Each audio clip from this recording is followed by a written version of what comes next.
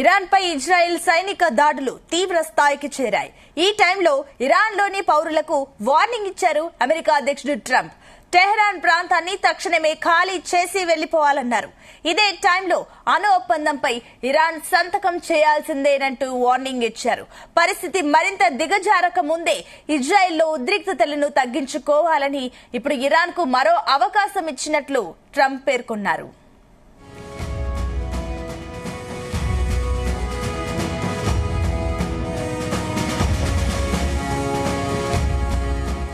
Trump చేసిన వ్యాఖ్యలు యుద్ధం మరింత తీవ్రమయ్యేలా చేస్తున్నాయి. కెనడాలో జరుగుతున్న G7 దేశాల మీటింగ్ లో పాల్గొన్న డొనాల్డ్ ట్రంప్ ఇరాన్ ఇజ్రాయెల్ యుద్ధంపై స్పందించారు. అణు ఒప్పందంపై ఇరాన్ సంతకం చేసి ఉండాల్సిందన్న ట్రంప్ అక్కడి ప్రజలు ప్రాణాలు కోల్పోవడం ప్రభుత్వానికి సిగ్గుచేటని వ్యాఖ్యానించారు. ఇరాన్ అణ్వాయుధాలను తయారు చేయలేదని ట్రంప్ పేర్కొన్నారు. కాగా యుద్ధం ముగించాలంటే ఇరాన్ సుప్రీం నేత ఖమేనీని అంతం చేయాల్సిందేనని ఇజ్రాయెల్ ప్రధాని నెతన్యాహు వ్యాఖ్యానించారు.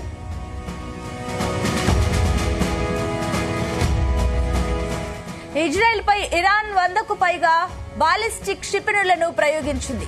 దీనికి ప్రతిగా ఇజ్రాయెల్ సైతం ఇరాన్ పై దాడులు చేసింది. టెహ్రాన్ గగనతలంపై తమ ఆధిపత్యం కొనసాగిస్తుందని ఇజ్రాయెల్ పేర్కొంది. తాము ఇరాన్ అణు కేంద్రాలను ధ్వంసం చేస్తామని హెచ్చరించింది. ఇంతలోనే ఇరాన్ అణ్వస్త్ర వ్యాప్తి నిరోధక ఒప్పందం నుంచి వైదొలగనున్నట్లు ప్రకటించింది.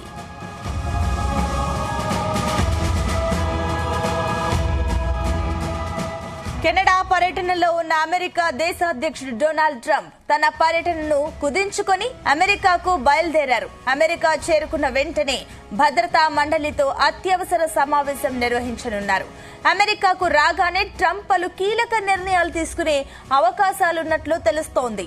భారత సలహాదారులతో ఆయన అత్యవసర సమావేశం నిర్వహించనున్నారు. అందుకోసం వైట్ హౌస్ సిచ్యువేషన్ రూమ్ లో సిద్ధంగా ఉండాలని భద్రతా మండలి అధికారులను ఆదేశించారు.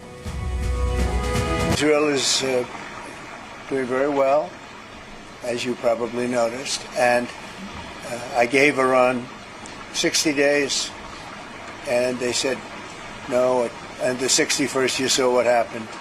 Day 61, so I'm in constant touch, and as I've been saying, I think a deal will be signed, or something will happen, but a deal will be signed.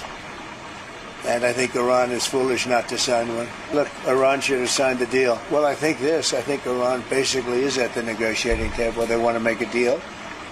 And as soon as I leave here, we're going to be doing something. But I have to leave here. I have, this commitment. I have a lot of commitments. I have a commitment to a lot of countries, including the UK, where we just signed. Yeah, but I think we're doing pretty well. We're talking. We have a thing called the telephone, so we're talking. It's always better to talk in person. I want to see no nuclear weapon in Iran, and we're well on our way to making sure that happens.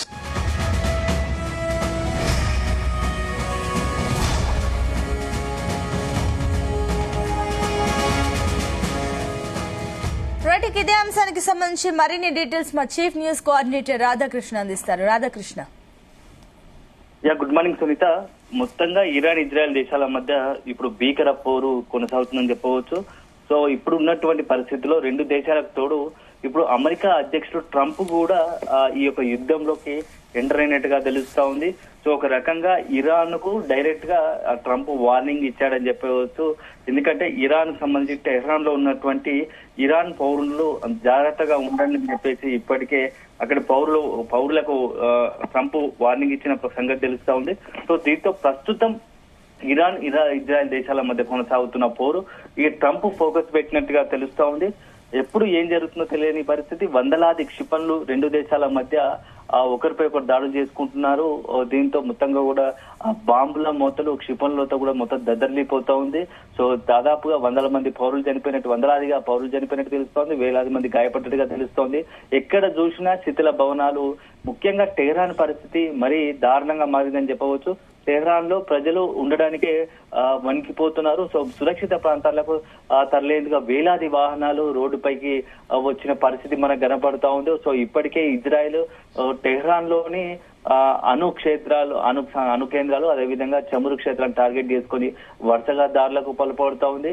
So ఎట్టి పరిస్థితుల్లో Iran అణు ఒప్పందానికి వ్యతిరేకంగా అణుకు సంబంధించి విషయంలో ఖచ్చితంగా వెనక్కి తగ్గాల్సిందే అని చెప్పేసి ఇప్పటికే ట్రంప్ కూడా వార్నింగ్ ఇచ్చారు. సో ట్రంప్ వార్నింగ్ నేపథ్యంలో ఇరాన్ కూడా ససేమిరా అంటుంది. ఈ నేపథ్యంలో ఇక ట్రంప్ డైరెక్ట్ గానే వార్కు దిగే పరిస్థితులు కనబడుతున్నాయి. ప్రస్తుతం G7 దేశాలకు సంబంధించిన కెనడాలో ఉన్నటువంటి ట్రంప్ అర్ధాంతరంగా తన యొక్క మీటింగ్ ను ముగించుకొని సమావేశం అర్ధాంతరంగా అమెరికా బయలుదేరినట్టుగా తెలుస్తూ ఉంది. సో పరిస్థితులు చేజారిపోతున్నాయన్న దానికి ప్రస్తుతం ఈ యొక్క పరిస్థితులే మనము చెప్పవచ్చు, కారణంగా చెప్పవచ్చు.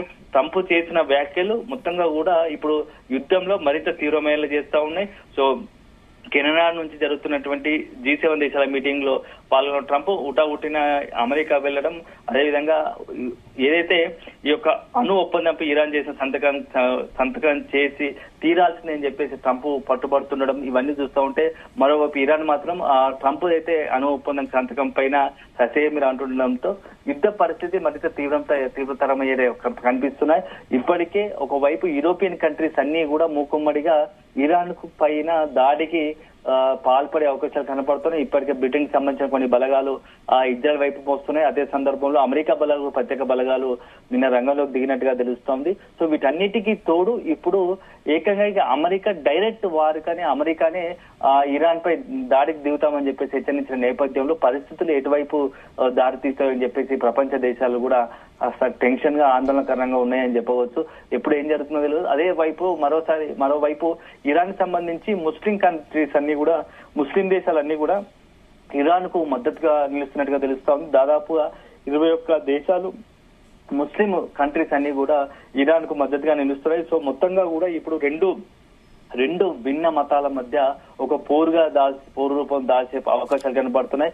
ఇదే జరిగితే ప్రపంచ వ్యాప్తంగా ఎలాంటి పరిస్థితులు ఏర్పడతాయో అని చెప్పేసి ఒక ఆందోళన నెలకొంది. ఇప్పటికే యుద్ధాల పరిస్థితి నేపథ్యంలో ఒక పరిస్థితి కాదు, మొత్తంగా క్షిపణుల దాడులు, డ్రోన్లు అటాక్ మొత్తంగా జరుగుతూ ఉన్నది. సో ఒక్కసారి కనుక భారీ మిజైల్ కనుక వేస్తే కొన్ని పట్టణాలు, ప్రధాన నగరాలే కనుమరుగయ్యే అవకాశం ఉంటది. సో అలాంటి పరిస్థితి ప్రపంచ దేశాలకు, ప్రపంచ మానవాళికి మంచిది కాదని ఇప్పటికీ చాలా మంది ఆందోళన వ్యక్తం చేస్తున్నారు. పలు దేశాల అధినేతలు ఈ రంగంలోకి దిగి మాట్లాడే ప్రయత్నం చేస్తున్నారు. ఇరాన్, ఇజ్రాయెల్ ఇతర 2 దేశాలతో మాట్లాడే ప్రయత్నం చేస్తున్నారు. కాస్త సంయమనం పాటించాల్సిందే.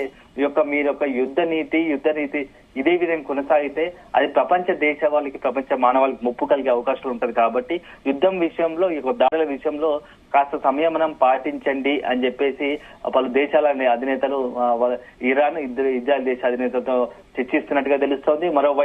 ఒకవైపు ఈ 2 దేశాల తీరులో ఉంటే ట్రంప్ ఇంటర్వ్యూతో మొత్తంగా కూడా సీనే మారిపోయిందని చెప్పవచ్చు. సో పశ్చిమాసియా, యూరోపియన్ కంట్రీస్ మధ్య పశ్చిమాసియా దేశాలు ఎలాంటి పరిస్థితులు ఏర్పడతాయని చెప్పేసి ఒక ఆందోళన నెలకొంది.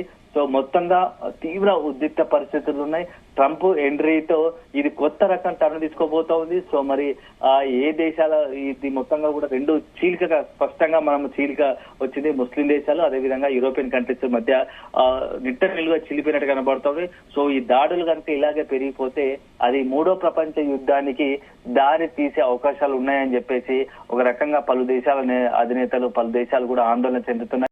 మాటికి ఏ దేశమైనా తమపై దాడి జరుగుతున్న నేపథ్యంలో ప్రతి దేశం కూడా ప్రత్యర్థులను హెచ్చరించే పరిస్థితి కనపడుతోంది. మేము అణ్వాయుధాలతో దాడికి దిగుతాము అని చెప్పేసి ఇప్పటికే ఒక రకమైన వార్నింగ్ ఇస్తున్నాయి. సో అదే జరిగితే ఏందనేది మనం గతంలో చూసాము, హిరోషిమా, నాగసాకి.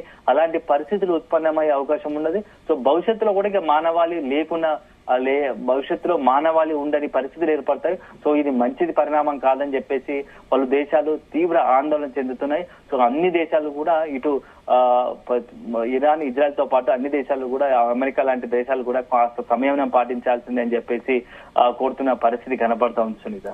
రైట్ రాధాకృష్ణ.